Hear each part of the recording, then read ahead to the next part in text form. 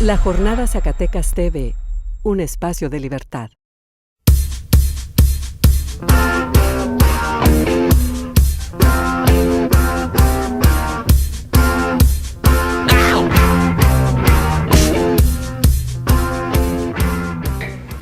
Gloria a costas del santo. Muchos aficionados se preguntan por qué el santo ha aceptado esta lucha. Y aquí está la verdad del gran consagrado del santo.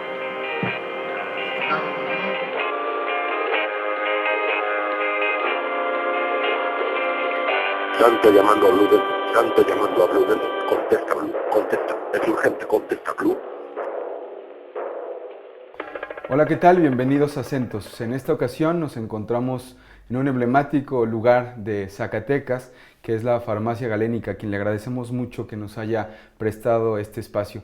Y vamos a platicar sobre el santo, esta figura mítica, emblemática de la cultura popular mexicana, con Álvaro Fernández, quien es investigador, docente de la Universidad Autónoma, no, de la UDG, de la Universidad de Guadalajara, es experto en historia del cine. Entonces te agradecemos muchísimo, Álvaro, que estés aquí con nosotros para platicar sobre El Enmascarado de Plata. No, muchas gracias por invitarme, además es un tema que da para mucho. Sí, Álvaro, pues empezamos tratando de desentrañar quién es el santo, qué clase de héroe era el santo, cómo podríamos catalogarlo o en dónde entraría, pues. Bueno, entraría dentro de la gran categoría de los mitos heroicos. Y tratar de entender quién es el santo, yo creo que más bien tendríamos que empezar a dar algunas claves interpretativas para ver quién es, ¿no? Porque saberlo a ciencia cierta es como muy complejo, porque tiene muchas vetas, muchas líneas, muchas dimensiones, ¿no? Como en calidad de mito. Pero bueno, ¿quién es el santo? Desde el punto de vista como un sujeto social, es un tipo común y corriente llamado Rodolfo Guzmán Huerta, que es parte de toda la ola migratoria de los años 30 y que llega a la Ciudad de México. Tiene varios hermanos, muere su padre, vive más o menos en ciertas penurias, muy bueno para los deportes, le gustaba la pintura, andaba como indagando, trabajando por ahí en varios oficios.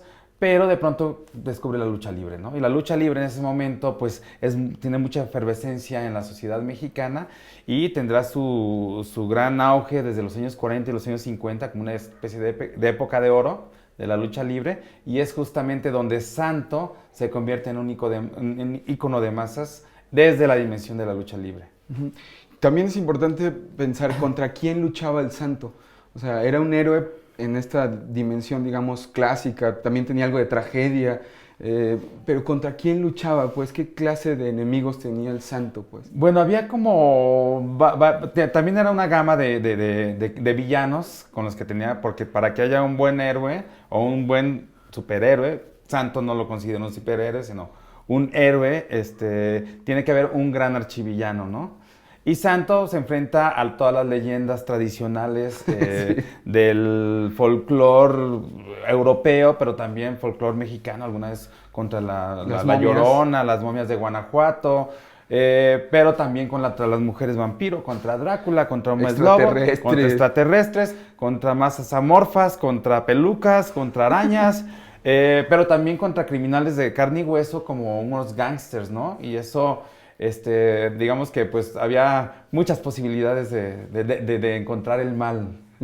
¿Cómo se construye, Álvaro, el mito del santo y el símbolo que representa? Pues platicamos, digamos, fuera del aire, del color, es el enmascarado de plata, que sea de plata, que se llame el santo en un país mayoritariamente católico, ¿no? ¿Cómo pues se va construyendo este mito del santo? Primero, tiene varias dimensiones el mito, como decíamos.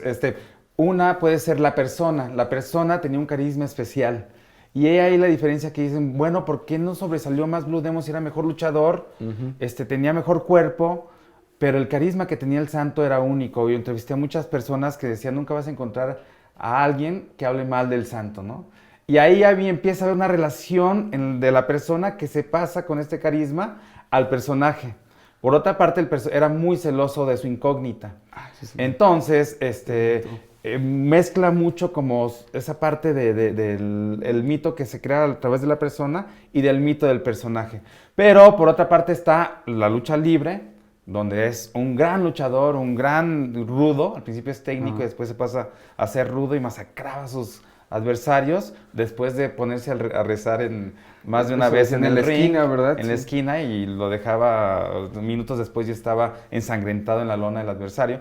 Bueno, este tipo de eventos rituales iban construyendo el mito. Por otra parte está el cómic, que es una beta muy poco explorada y explotada del santo y de la historia de México incluso, porque la historieta llegó a estar en Sudamérica. Se llegaron a publicar 3 números por semana de algo así como casi 100 páginas a la semana de historieta, de argumentos, y ya peleaba, pues, se ve una especie de locura, muy surrealista, ¿no? Como escritura automática. De pronto hay algún número de cómic, porque era una locura realmente publicar tanto, un número de cómic donde está peleando con la muerte, después con el Minotauro y después con Anubis. O sea, todas las mitologías mezcladas, y es como los surrealistas escribían, pues para de pronto sacar historias, ¿no? Pero eso le daba la peculiaridad. Y luego está el cine, que es otra beta, ¿no? Otra beta, que hizo más de 50 películas. Más de 50 películas. O sea, es una cosa bárbara también, ¿no? O sea, impresionante, claro. O sea, la cantidad de películas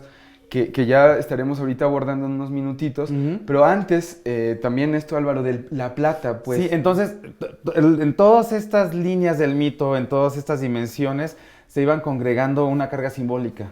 Y esa carga simbólica tiene mucho que ver con la iconografía del santo. O sea, como tú mencionas, es plata y no es un metal que para los alquimistas, si estamos en un contexto de alquimia, es el metal que acaba con los demonios.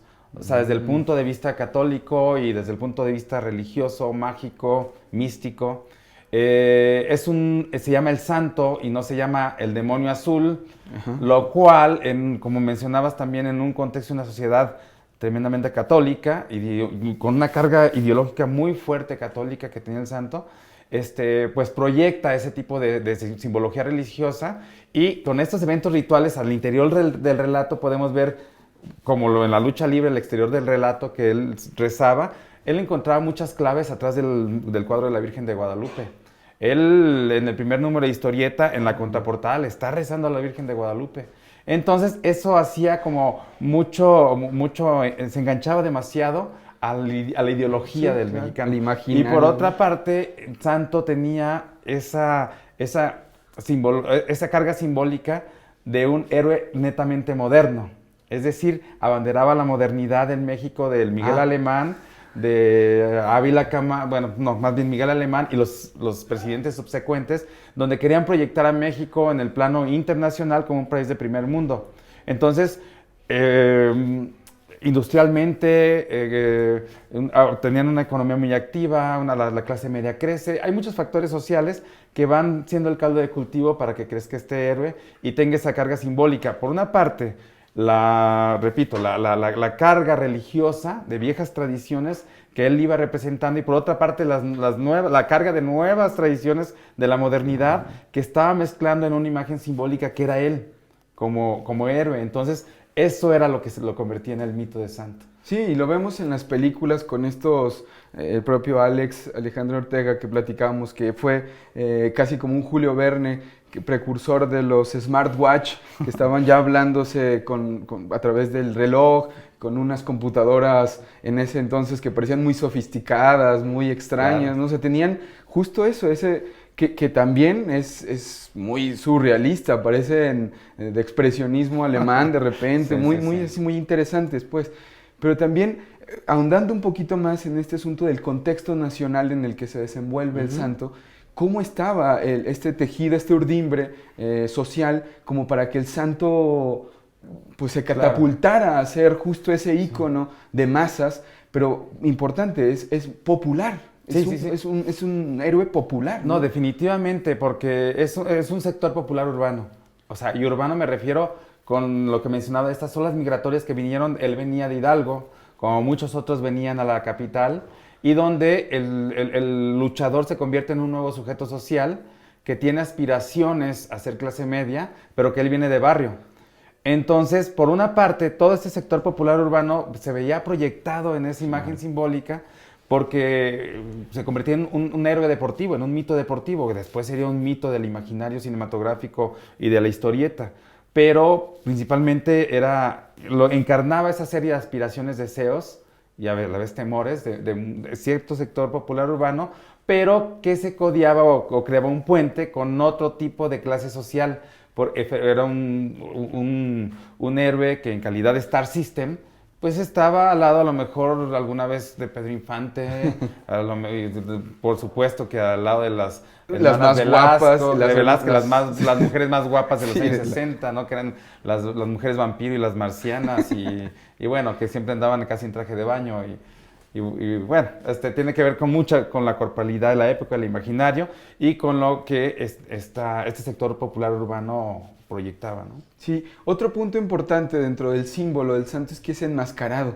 Ya hablábamos, un enmascarado de plata. ¿Y qué tanto habla de la identidad? Pues de la identidad del mexicano, de la identidad que dicen, encubre un rostro que nunca aparentemente conoció el México de esa época ni el de ahora. Hay una imagen famosa con Sabludovsky, ¿no? Que le está haciendo una entrevista y que se va a quitar la máscara, pero al final recula y se la vuelve a poner. O sea, este asunto de la identidad y la máscara, pues, ¿no? Es interesante también. Es muy interesante, pero yo creo que la máscara ha pertenecido a todas las culturas de todos los tiempos. Nada más el factor cultural es lo que hay una transformación.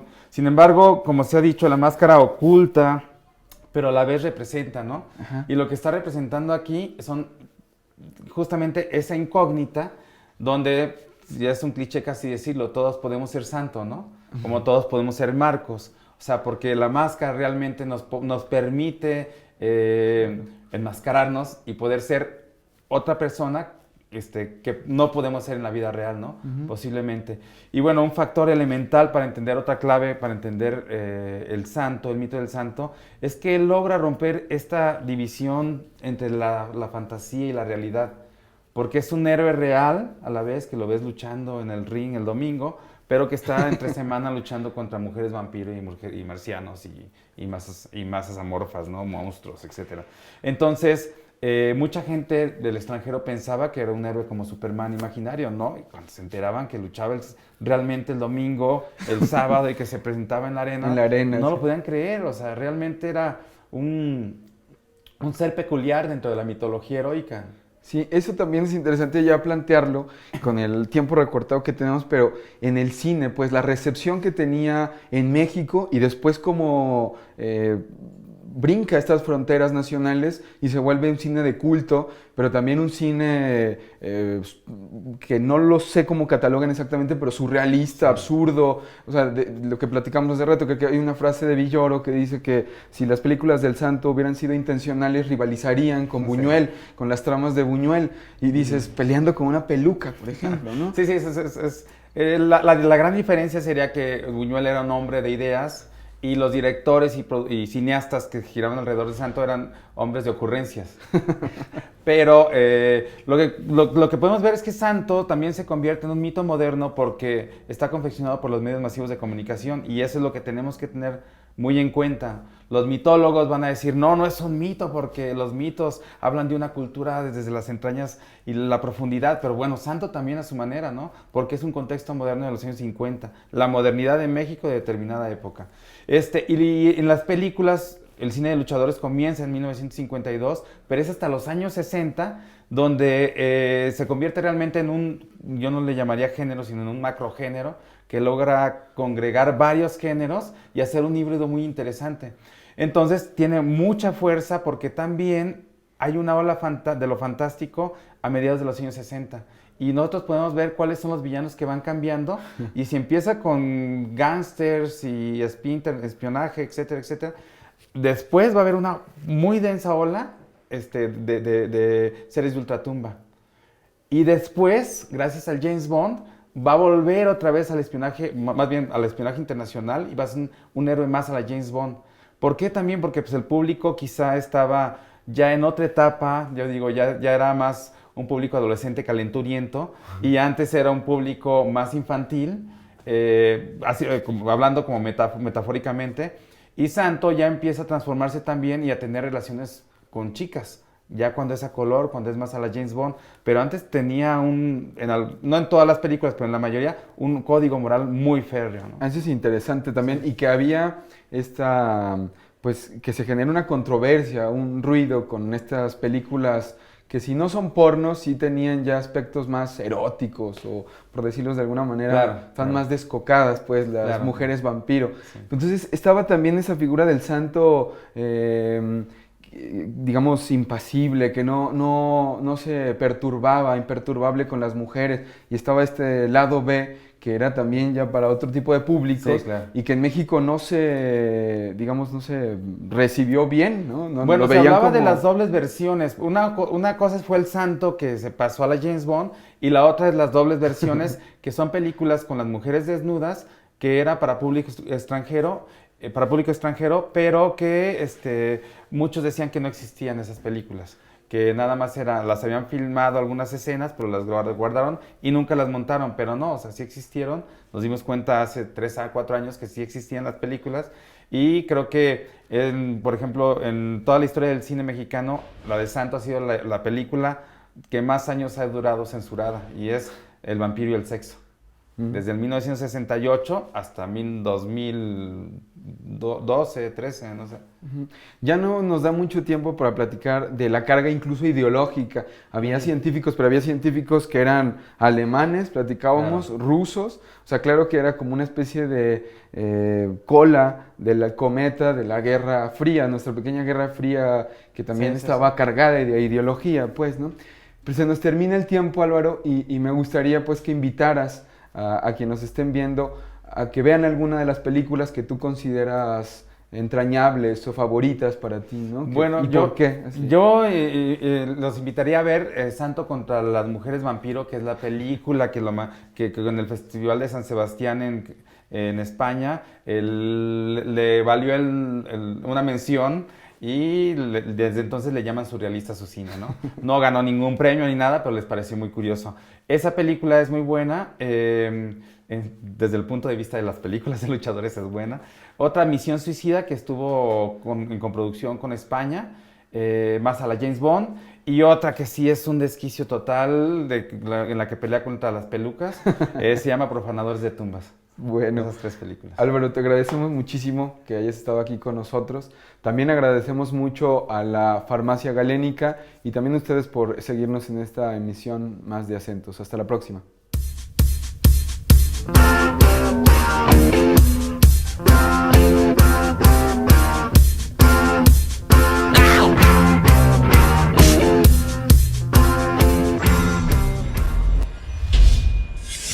La Jornada Zacatecas TV, un espacio de libertad.